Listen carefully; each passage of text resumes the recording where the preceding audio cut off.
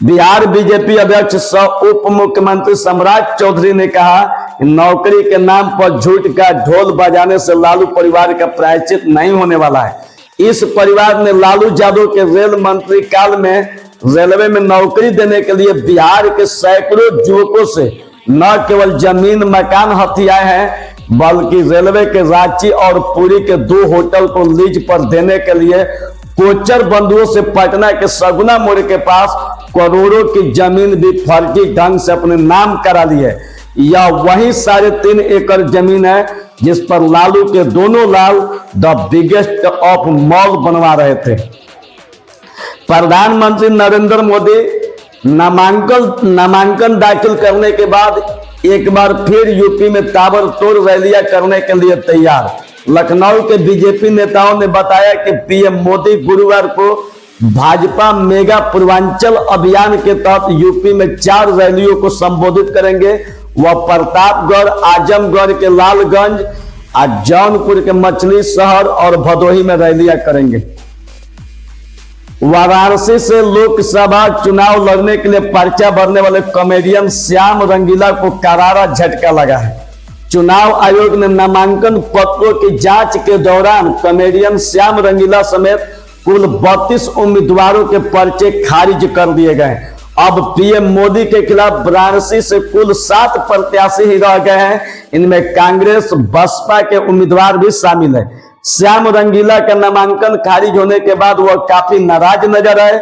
उन्होंने social media platform पर x पर नामांकन खारिज होने की वजह बताते हुए कहा कि डीएम ने बताया कि मैंने शपथ नहीं ली थी। लोकसभा चुनाव 2025 के बीच प्रधानमंत्री नरेंद्र मोदी 21 मई को एक बार फिर बिहार दौरे पर आने वाले हैं। इस दिन वे राज्य में 2 चुनावी जनसभाओं को संबोधित कर सकते हैं। उनकी पहली सभा पूर्वी चंपारण तो दूसरी सिवान जिले में प्रस्तावित है। बिहार बीजेपी की ओर से दोनों चुनावी रैलियों को लेकर प्रस्ताव भेज दिया गया है। 1-2 दिन में इसकी विधिवत मंजूरी मिलने की संभावना है। लोकसभा चुनाव की तारीख घोषित होने के बाद यह पीएम मोदी का 7वां बिहार दौरा होगा। वाह मोदी जी।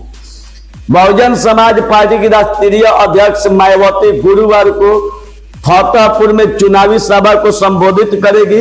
यह चुनावी सभा फतेहपुर के खागा में नवीन मंडी नेशनल हाईवे के नजदीक बहादुरपुर गांव के मैदान में आयोजित की गई है। खागा तहसील में बसपा सुप्रीमो मायावती नगर स्थित नवीन मंडी स्थल के समीप बने मैदान में दोपहर 1 बजे से 1:50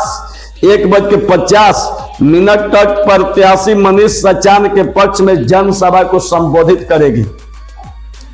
केंद्रीय गृह मंत्री अमित शाह की गुरुवार को बिहार में 2 चुनावी रैलियां होने वाली है, जो कि आज है।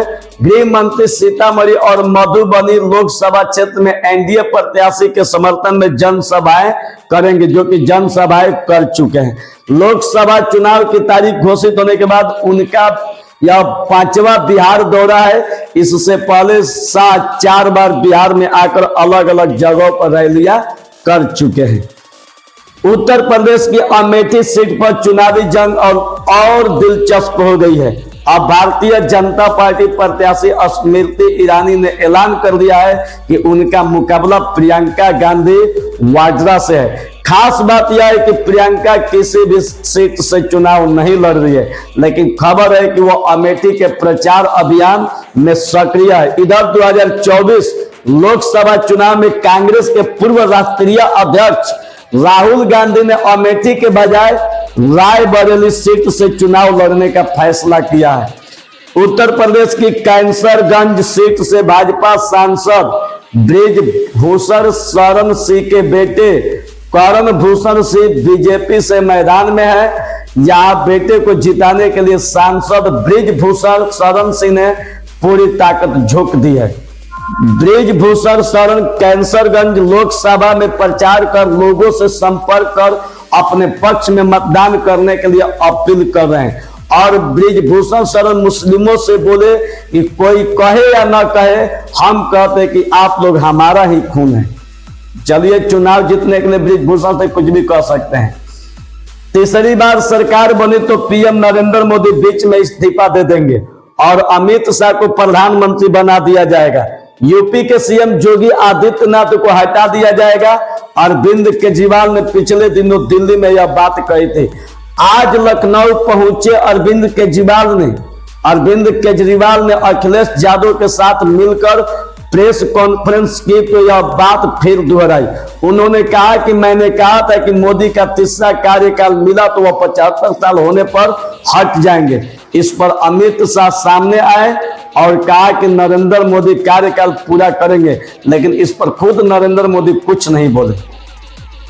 लोकसभा चुनाव 2024 के बीच राष्ट्रीय जनता दल आरजेडी के सुप्रीमो लालू प्रसाद यादव ने एक बार फिर भारतीय जनता पार्टी पर हमला बोला है। लालू ने गुरुवार को सोशल मीडिया पर जनता के नाम संदेश जारी कर बीजेपी पर संविधान और आरक्षण को खत्म करने का आरोप लगाया।